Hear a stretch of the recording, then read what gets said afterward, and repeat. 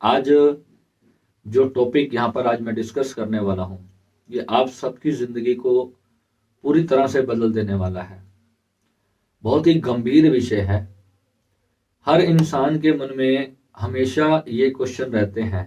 जब भी कोई दुख जीवन में आता है तो इंसान अपने आप से प्रश्न करता है कि मुझे ही ये दुख क्यों मिल रहे हैं, या फिर भगवान के सामने जा करके या अपने गुरु से प्रश्न करता है कि मुझे ये सारे दुख मेरे ही जीवन में क्यों आ रहे हैं। उस दिन मेरे एक साधक ने पूछा कि गुरुजी, क्या मैं सिर्फ और सिर्फ दुख भोगने के लिए पैदा हुआ हूँ?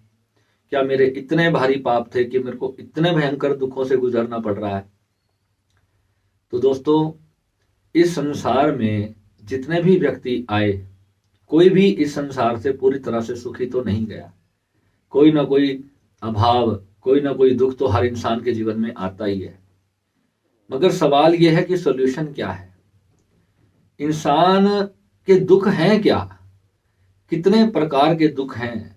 किसी का कोई अपना जीवन से चला गया, कोई संसार से चला गया, किसी को काम धंधे की सेटिंग नहीं हो रही है, किसी के पास रोजगार की व्यवस्था नहीं है, कोई शरीर से बीमार है, किसी के जीवन में कोई दुख है तो किसी के जीवन में कोई दुख है, कोई भावनात्मक तौर पे दुख है, कोई शारीरिक रूप से दुखी है।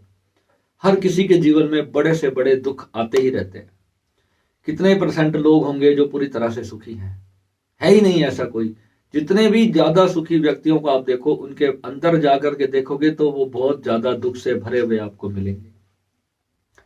अब सवाल यह है कि क्या इन दुखों से कोई मुक्ति संभव है?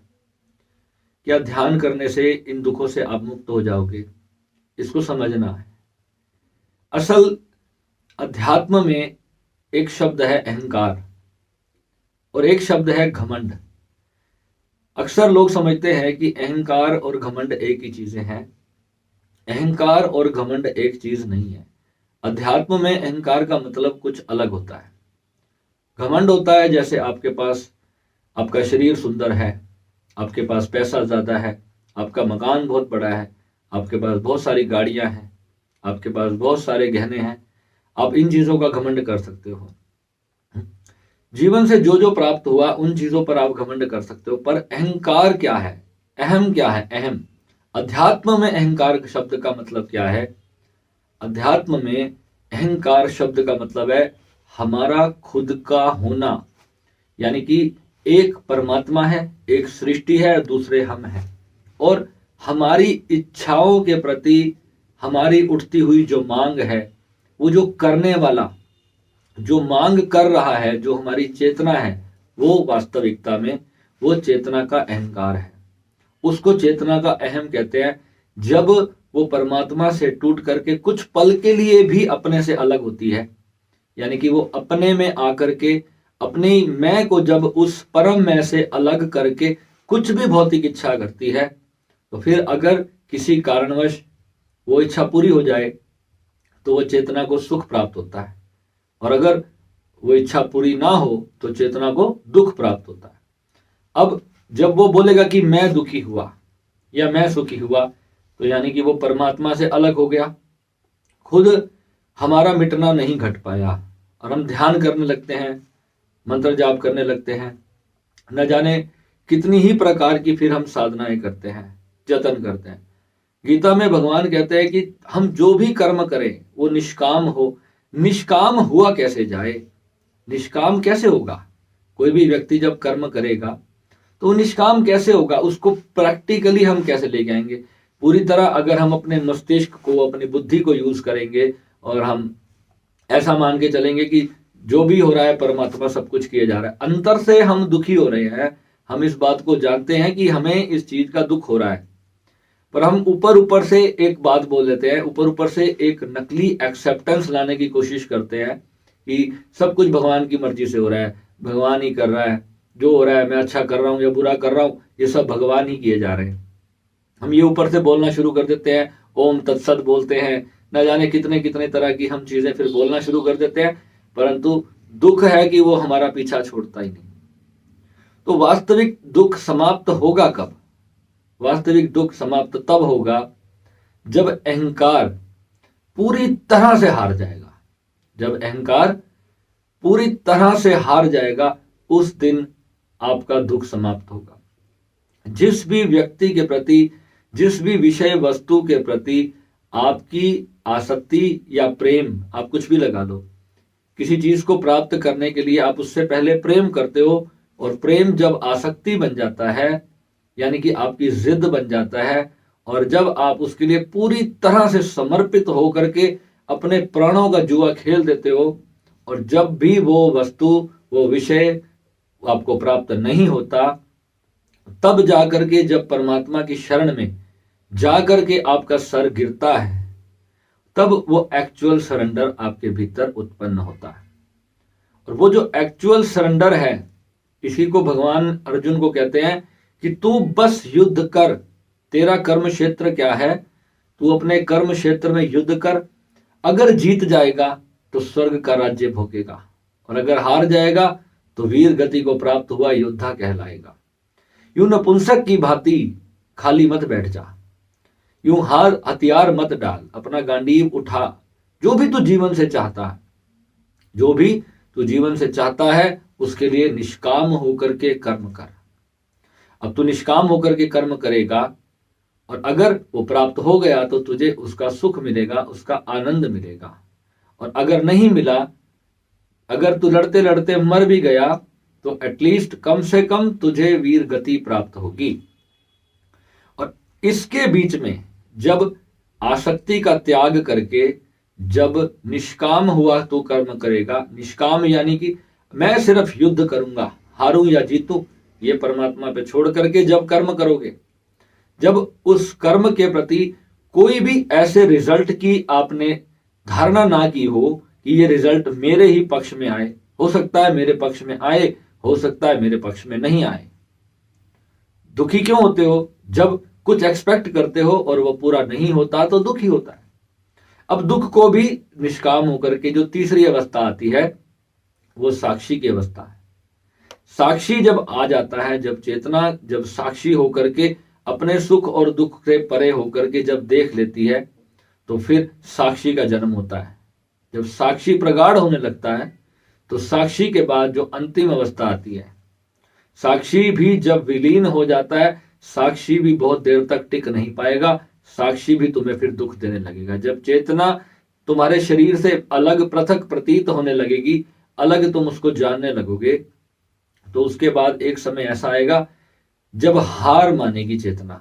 जब चेतना परमात्मा के आगे हार मानेगी, जैसे एक कांच का गिलास बुरी तरह से टूट कर जब चकनाचूर होकर के भूमि पर गिरता है, वो टूट जाता है और एक एक दाना दाना उसका बिखर जाता है। या ऐसे समझ लो, आप एक क्रिस्टल बॉल हो, एक क्रिस्टल बॉल है और वो बुरी तरह से कांच के जैसे जमीन पर गिरी और वो टूट गई और कतरा कतरा बिखर गई। या पानी की बूंद है, वो भाप हो गई, विलीन हो गई। जितना गर्म होना चाहता था पानी, उतना गर्म हो चुका। गर्म होते होते भाप बनता गया, बनता गया, बनता गया। एक समय ऐसे आया, एक बूंद भी नहीं बची, पूरा का पूरा अस्तित्व में लीन हो गया। इसी प्रकार ही हमारा अहंकार होता है, क्योंकि परमात्मा सर्वशक्तिशाली है। परमात्मा के आगे हमारा कुछ नहीं चलता। जब वो देता है तो वो 10 दिशाओं से देता है, और जब वो लेता है तो हर तरफ से ले लेता है। ये तो आप सभी जानते हो। ऐसा कोई व्यक्ति नहीं है जो पूरी तरह से दुखी हो, और ऐसा कोई व्यक्ति नहीं है जो पूरी तरह से सुखी हो। ईश्वर ने हमें सुख भी दिए हैं और दुख भी दिए हैं, क्योंकि हमारी चेतना का निरंतर विकास हो रहा है। हमें परमात्मा कुछ लेसन सिखा रहा है, हमें कुछ ना कुछ हमें गाइडेंस मिल रही है, जिसके तहत हमारी चेतना एक बड़ी यात्रा में है। और उस यात्रा में जिस प्रकार कुम्हार ऊपर से चोट करता है पर भीतर से हाथ लगा करके संभाले रहता है, अपने बर्तन को टूटने भी नहीं देता। बहुत चोट मारता है, फिर उसके बाद उसको आग में गर्म कर करके उसको पकाता है ताकि वो मजबूत हो जाए। मगर जब हम बुद्धि का यूज करते हैं और हृदय को हरा देते हैं, हृदय और बुद्धि का अंतर क्या है? जब भी हम कर्म करें तो अपने हृदय से, जब हम हृदय के तल पे जिएंगे तो हमारे से अच्छे कर्म होंगे। हम जीवन में सभी को प्रेम करेंगे, निष्काम होकर के, वासना रहित होकर के हम प्रेम करेंगे। कुछ भी चाहिए, गरीबों से या जितने भी जीव जंतु हैं समाज में, संसार में, हम उनकी जब सहायता करने के लिए, हम लोगों को प्रेम बांटने के लिए, गरीबों को प्रेम बांटने के लिए, सुख बांटने के लिए, जब हम निष्काम लोक कल्याण हेतु जब हम कर्म करते हैं, संसार में जो निराश्रित लोग हैं उनके प्रति जब हम समर्पित होकर के अपना जीवन जीना शुरू करते हैं, तो हमारी वननेस सत्य है, उसको बोलते हैं एकत्व सदना।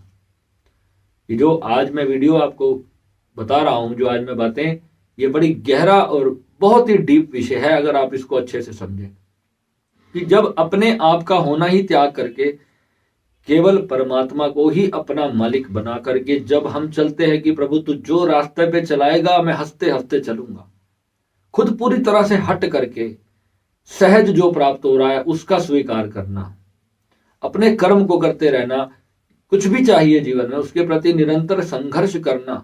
जैसे अर्जुन ने युद्ध किया निष्काम होकर के, भगवान से प्रेरणा पा करके निष्काम होकर के युद्ध किया, तो उसी प्रकार जीवन से जो भी चाहिए, कुछ भी लक्ष्य है आपका जीवन, कुछ भी जीवन में लक्ष्य है, उसके प्रति निष्काम होकर के, वासना रहित होकर के उसकी ईश्वर से मांग करो। उसके लिए संसार में कर्म करो, कार्य करो, प्रयत्न करो, अभ्यास करो, अपने आप को सक्षम बनाओ, और इस प्रकार से धीरे धीरे धीरे धीरे आगे उन्नति करते चले जाओ।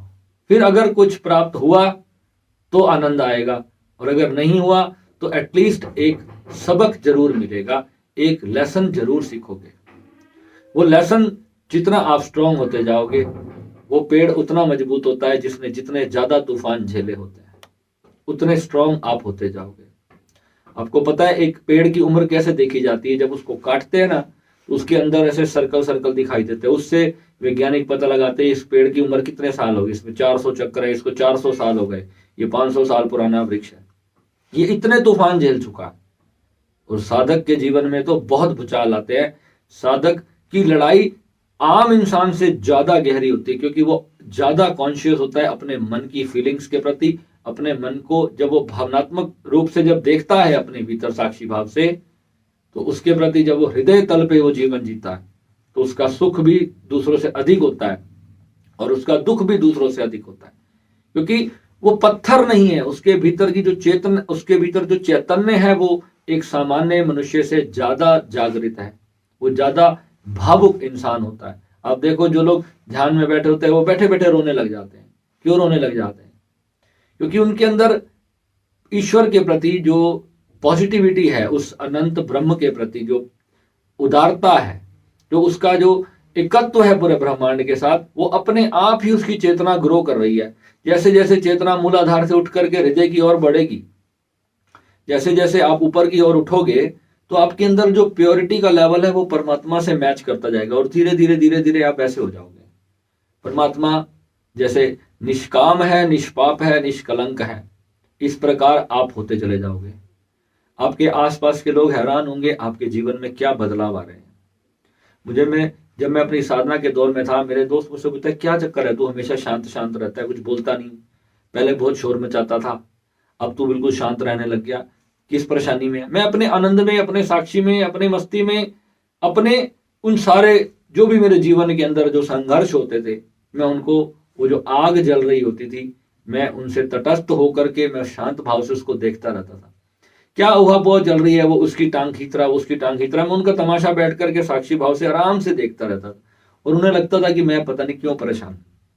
तो जीवन में उनके भी वही समस्याएं और मेरे भी जीवन में वही समस्याएं, कुछ समस्याओं में कुछ बहुत बड़ा अंतर नहीं था, परंतु वो अपनी समस्या के लिए बहुत ज्यादा दुखी थे और मैं अपनी समस्याओं के ऊपर काम कर रहा था। मैं उससे मुक्ति का मार्ग ढूंढ रहा था, मैं उसकी साधना करता था खुली आंख से बैठ करके मैं अपने उन चीजों को देखता था कि मेरे जीवन में क्या हो रहा है, ये क्यों हो रहा है, ये किस कर्म से आया, इसके प्रति चिंतन ना करके केवल तटस्थ होकर के अपने उस दुख को देखना। जीवन में सुख आया, सुख को देखना, दुख आया, दुख को देखना। मैं अभी दुबई होकर के आया, वहां पर पूरी चकाचौंध थी, और वहां पर मैं जब उसको सबको साक्षी भाव से मैं देख रहा था, तो ऐसे लग रहा था बुर्ज खलीफा की बिल्डिंग भी जैसे लग रहा था जैसे 2 कौड़ी की भी नहीं है, कुछ नहीं है, जैसे बस ईंट पत्थर की एक बिल्डिंग है, सामान्य से बहुत ज्यादा ऊंची उन्होंने बना दी। और जबकि कुछ लोग इतने एक्साइटमेंट से देख रहे थे, ना जाने की पता नहीं क्या बना दिया, अजूबा बना दिया, भगवान परमात्मा खड़ा हो गया साक्षात, इतना ऊंची बिल्डिंग, इतने ज्यादा उससे कुछ लोग प्रभावित थे, बहुत ज्यादा प्रभावित थे। वहां की जो चकाचौंध सब देखी, खूब, मैंने भी उसको खूब एंजॉय किया। मगर उस सारी चकाचौंध के भीतर जब हम साक्षी भाव से हम देखते हैं, तो हम देखते हैं कि ये जो सुख, ये जो माया, ये जो सब हम अपने चारों ओर देखते हैं ना, ये क्षणिक है। ये थोड़ी देर के लिए हमें सुख भासती है, परंतु ये सुख है नहीं। सुख वास्तव में कुछ बहुत बड़ी चीज है। जब तक वो परम सुख अंदर से हमें नहीं प्राप्त होगा, तब तक बाहर वाले जितने भी सुख होंगे, ये सब हमें थोड़े थोड़ी देर का सुख देंगे, और फिर यही सुख भयंकर दुख बनेंगे पूरी जिंदगी के लिए। और जब ये हमारे सुख पूरी जिंदगी के लिए दुख बनेंगे, तब हमें वास्तविक पीड़ा होगी, तब अहंकार जागृत होगा। पंचम शत्रु अहंकार, जिसको मैं कहता हूं काम क्रोध लोभ मोह, पंचम सबसे पंचम अहंकार है। अगर सबसे पहले अहंकार पे काम कर लिया जाए, तो फिर अहंकार के हटते ही परमात्मा का जन्म हुआ ही हुआ है। साक्षात्कार होने के बाद भी अहंकार और साक्षात्कार, ये दो एक झूला चलता है। चेतना इसके बीच में झूला झूलती है, कभी परमात्मा कभी आत्मा, कभी परमात्मा कभी आत्मा। क्योंकि बॉडी से जब तक कनेक्ट है, हमारे शरीर से, हमारे दिल से, हमारे मस्तिष्क से बहुत सारे लोग जुड़े हुए हैं, परिवार जुड़ा हुआ है, बच्चे जुड़े हैं, माता पिता जुड़े हुए हैं, पति पत्नी जुड़े हुए हैं, है ना। ये सब जो जीवन में हमारे लोग हमसे जुड़े, कहीं ना कहीं भावनात्मक रूप से हम इनसे जुड़े होते हैं। हमारे प्रेम के कारण, हमारी नफरतों के कारण, या किसी भी कारण हम दुनिया के साथ जुड़े रहते हैं। तो वो जो जुड़ाव होता है, जब अहंकार को हमारे जब पीड़ा होती है, फिर अहंकार अपनी लड़ाई लड़ता है। और लड़ते लड़ते, जैसे मैं कहता हूं कि एक रस्सी को पूरा खींच लिया, जितना आप खींच सकते थे, और एक समय पे आके जब धराशायी होकर के नीचे गिरोगे, वो क्षण, उसको कहते हैं प्रेजेंट मोमेंट में आ जाना। वो क्षण होता है जिस दिन पास्ट सारा खत्म हो जाता है, भविष्य की चिंताएं समाप्त हो जाती हैं, और उस क्षण में आप देखते हो कि आप बिल्कुल अकेले हो, आपके साथ कोई नहीं, आपकी कोई माता नहीं, आपका कोई पिता नहीं, कोई पुत्र नहीं, कोई दोस्त नहीं, कोई शत्रु नहीं, कोई प्रेमी नहीं, कोई वैरी नहीं। मैं अकेला आया था, नंगा आया था और नंगा जाऊंगा। जब ये परम सत्य जब हमें दिखाई दे जाता है, तो वही हमारे जीवन की सबसे बड़ी सत्य बन के प्रकट होता है। और यही जो सत्य है, इसी का बोध सारा अध्यात्म है।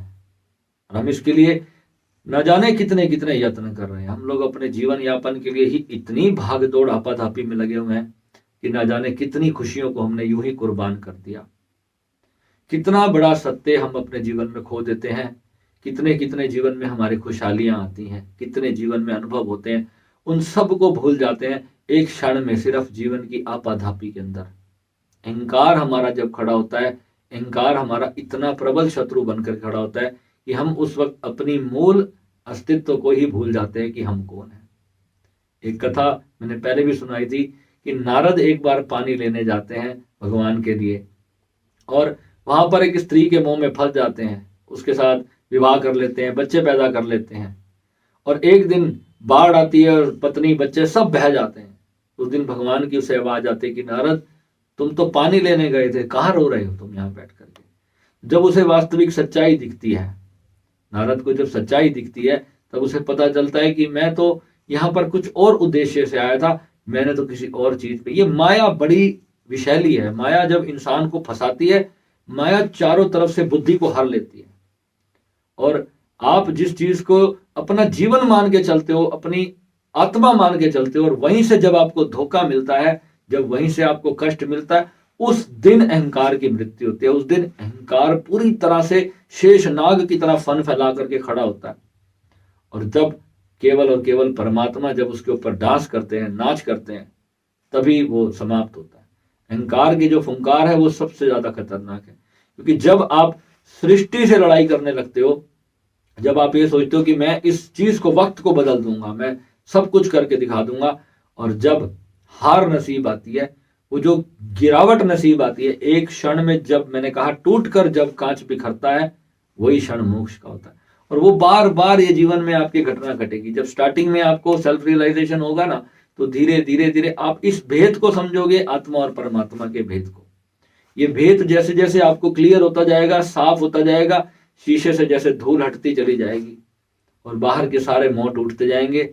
जिसे आप अपने जीवन का आधार मानते हो, वो सब चीजें जब दो कौड़ी की प्रतीत होने शुरू हो जाएंगी, जब सब निरर्थक होना शुरू हो जाएगा, तभी वास्तव में अपनी असलियत का पता चलेगा। जिन जिनसे प्रेम किया वहीं वहीं से जब चोट खाओगे, वहीं वहीं से जब दुख पाओगे। पैसे से प्रेम करोगे तो पैसे से दुख पाओगे, परिवार से प्रेम करोगे परिवार से दुख पाओगे, और एक क्षण ऐसा आएगा पूरे संसार निरर्थक लगना शुरू होगा, और उस राइट मोमेंट में, उसी राइट मोमेंट में अहंकार की मृत्यु होगी। इसलिए ये अहम, अहंकार और ये जो घमंड के बीच का जो अंतर है, अगर जिस दिन इसको अगर हमने क्लियर अप कर लिया तो हमें 99% उसी दिन हमने अपनी आत्म साक्षात्कार को प्राप्त कर लिया, और कोई विधि विधान करने की आवश्यकता ही नहीं पड़ेगी, कुछ भी और करने की जरूरत नहीं पड़ेगी। मात्र सिर्फ अपने अहंकार पे काम करो। ये अपने होने को अपने मिटना है। ध्यान साधना में जब उतरना है तो ये भाव रखना है कि मैं हूं ही नहीं, जो है बस केवल भोलेनाथ है, केवल शिव है, वो अस्तित्व है, वो नेचर है डिवाइन। बस इतना छोटा सा अनुभव, और इसको अपने भीतर गहरे गहरे गहरे उतारते उतारते उतारते एक क्षण ऐसा आएगा जिस दिन परम मुक्ति घटित हो जाएगी। समय लगेगा, अभ्यास लगेगा, घंटों की मेहनत रोज करनी पड़ेगी, चलते फिरते उठते बैठते इसका अभ्यास करना पड़ेगा। ये नहीं है कि आपने 30 मिनट ध्यान कर लिया, 20 मिनट योगा कर लिया, प्राणायाम कर लिया और आपके भीतर परमात्मा घट। ये बहुत बड़ी आग का बारूद है, इसमें से पूरा आपको निकल के जाना पड़ेगा।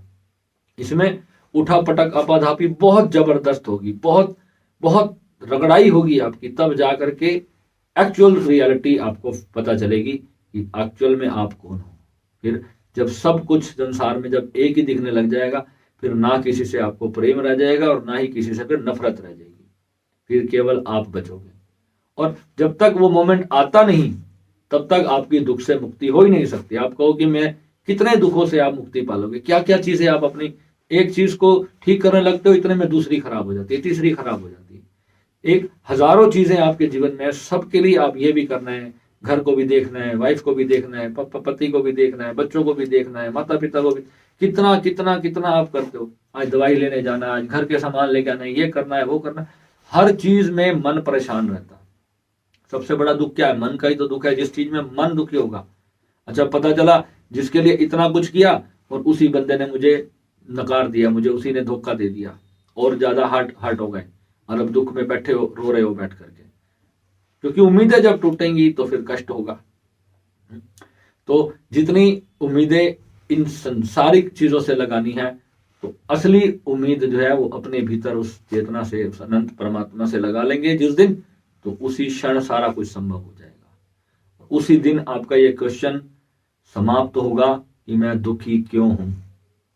और कोई दुख नहीं है, एक ही दुख है, अपनी रियलिटी को ना पहचान पाना, अपनी आत्मा में स्थित ना होना, अपनी जो परम हमारी डेस्टिनी है, जो हम एक्चुअल में हमारा होना, हमारी बीइंग है, जिस दिन हम अपने उस ट्रू नेचर में स्थित होते हैं, सारे दुख उसी मोमेंट में समाप्त होते हैं। कर्म करो, निष्काम होकर के चलते चलो, जो मिले उसको सहज परमात्मा का आशीर्वाद समझ के ग्रहण करो, और जो नहीं मिल रहा है उसे ये सोचो कि ये गुरुमंडल, ये ईश्वर, ये अनंत परमात्मा, ये मुझे कुछ सिखा रहा है, ये मेरी ग्रोथ कर रहा है। कुछ नहीं प्राप्त हुआ तो उसमें इतने स्ट्रांग होकर के आगे चलना कि ये मेरी ही ग्रोथ हो रही है, मैं ही इसमें विकास कर रहा हूं, मैं ही सत्य चेहरे लोगों के देख रहा हूं। जो भी जीवन में तुम्हारे साथ जैसा भी करता है, कर्म लौट करके आना ही है, कर्म कहीं दूर नहीं भागेगा। मगर आपको अपनी तरफ से कभी किसी को बद्दुआ नहीं देनी, क्योंकि सब में आप ही हो, आप ही वो हो, कोई अलग कोई पराया यहां पर नहीं है। हमने ही क्रिएट किया। कोई दुख प्राप्त हुआ तो हमने क्रिएट किया, कोई सुख प्राप्त हुआ तो हमने क्रिएट किया। हमें पता नहीं चलता, जाने अनजाने सब कॉन्शियसली ये घटनाएं घट जाती हैं। पता ही नहीं चल रहा होता कि कौन सी एनर्जी कब आपने रेडिएट कर दी, और वो दुख सामने बन करके आकर के महिषासुर बन करके छाती पे आके खड़ा हो गया। अब कोई पिछले जन्म में, कोई 10 जन्म पहले कोई कर्म किया था, किसी व्यक्ति के साथ बुरा किया था, वो इस जन्म में आके आपसे बदला लेकर जा रहा है, और आप रो रहे हो, अपने आप को पीड़ा दे रहे हो, माफ नहीं कर पा रहे। तो उस कर्म को सॉल्व करना, तो उसके लिए हमारा एक प्रॉपर एक इसका कोर्स है, इसकी प्रॉपर हम इसकी साधना करवाते हैं कि अपने को आप हील कैसे करेंगे, स्वयं को आप दुखों से फ्री कैसे करेंगे, पास्ट लाइफ के जो लोग हैं आपके, जो इस जन्म में आपके कष्ट बन के आते हैं और फिर वो कई कई जन्मों तक आपसे बदला लेते हैं। इतने इतने भारी कर्म होते हैं, कई कई जन्मों तक वो व्यक्ति आपसे बदला लेता है। उस कर्म को आप हील कैसे करें? पहले तो इंसान चाहता ही नहीं कि मैं उसको हील करूं, क्योंकि इंसान उसको सॉर्ट आउट करना चाहता है, उसको हील नहीं करना चाहता, उस कर्म को समाप्त नहीं करना चाहता, क्योंकि वो एक जो जो द्वंद्व है ना, उसमें भी चेतना आनंद लेने लग जाती है। चेतना इतनी बुरी तरह फंस जाती है कि उसमें जो लेना देना भी चल रहा है उसको भी वो, इस खेल को भी, इस चोर पुलिस के खेल को भी वो चेतना एंजॉय करती है। कुछ भी आप मान लो, उसको चोर पुलिस मान लो या डाकू के पीछे जैसे पुलिस भागती है, कुछ भी आप मान लो। तो ये एक जन्म में एक डाकू है और एक पुलिस है, तो दोनों का द्वंद्व चल रहा है। ऐसे ही इस जन्म में कोई आपसे लेने आया तो कोई देने आया है आपको, कोई आपको सिर्फ सुख देने आया, कोई आपसे सिर्फ सुख लेने आया, कोई आपको दुख देने आया, कोई आपसे दुख लेने आया। तो ये कर्म है। थ्योरी ऑफ कर्मा में सारा यही समझाया है। इसको जब आप अच्छी तरह गहराई से समझोगे तो आपको पता चलेगा ये कर्म प्रारब्ध बड़ा विषम है और ये चलता चला जाएगा। अगर इस जन्म में आपने अपनी चेतना को वहां तक उस अनंत में विलीन नहीं किया तो फिर एक जन्म उस व्यक्ति के साथ, उस समाज में या किसी भी तरह से वो कर्म, वो व्यक्ति, वो इंसान आपके जीवन में फिर आएगा, आपके लिए फिर दुख का कारण बनेगा। तो इसलिए ऐसे छोटे छोटे दुखों के पीछे भागने से बहुत बेटर है कि बुद्ध का रास्ता चुनो। बुद्ध भाग नहीं गए थे, बुद्ध तो परम सत्य की खोज में गए थे। आज मुझे समझ में आता है कि बुद्ध ने कैसे इतनी शक्तिशाली निर्णय कैसे लिया, कि अपने एक दिन के बच्चे और पत्नी को छोड़ करके जंगल जाने का संकल्प कैसे ले लिया होगा। उन्होंने ऐसा क्या परम सत्य देख लिया होगा कि सब कुछ खड़े पैर त्याग दिया, कुछ भी नहीं सोचा, क्योंकि उन्होंने जान लिया कि सब निरर्थक है। जब समझदार होता है व्यक्ति तो एक बार में उसको समझ आता है, और जब वो समझना नहीं चाह रहा होता तो वो सोचता है कि इस बार मेरे से गलत निर्णय हो गया था, अगली बार मैं अच्छा निर्णय लेके देखता हूं तो फिर मेरे को संसार में सुख मिलेगा। संत बताते हैं कि वास्तविकता ही यही है कि संसार में किसी भी प्रकार का सुख है ही नहीं। पैसा, बंगला, गाड़ी, यश, सम्मान, जो मर्जी प्राप्त कर लो, सब कुछ है आज मेरे पास भगवान की दया से, मगर जो अंतर की चीज है ना, वो प्राप्त हुए बिना मैं कभी सुख को प्राप्त नहीं हुआ था। जब तक मुझे अंतर से वो शांति नहीं मिली थी, वो रहस्य नहीं मिला था, तब तक मैं भी अपने जो बाहर की जो चीजें थी उनको ठीक करने में लगा रहता था। मैं इसको ऐसा कर लूं, मेरा घर बन जाए, मेरा बच्चा सेट हो जाए, मेरी वाइफ सेट हो जाए, मम्मी पापा, क्योंकि मेरे हाथ में कुछ है ही नहीं, मैं किसी के जीवन को बदल नहीं सकता। जो ग्रह भी होते हैं आप केवल उसके उपाय कर सकते हो, उसके अंदर जो नकारात्मक ऊर्जाएं हैं आप केवल उनसे थोड़ी देर अपनी रक्षा कर सकते हो, अपने ऑरा को क्लीन कर सकते हो, ताकि आपके भीतर दिव्यता जागृत हो, वो मोक्ष जागृत हो, वो जो परमात्मा है वो हमारे भीतर जागृत हो। मगर आप ग्रहों को उल्टा नहीं चला सकते, वो तो जिस दिशा में जा रहे हैं, वो जैसी ऊर्जा बार बार आपके ऊपर संसार में फेंक रहे हैं, आप अपने ग्रह ठीक कर लोगे, सामने वाले के कैसे ठीक करोगे? आप रोड पे गाड़ी चला रहे हो, आप बहुत अच्छी गाड़ी चला रहे हो, सामने वाले ने आपकी गाड़ी में आके ठोक दी, अब आप क्या करोगे?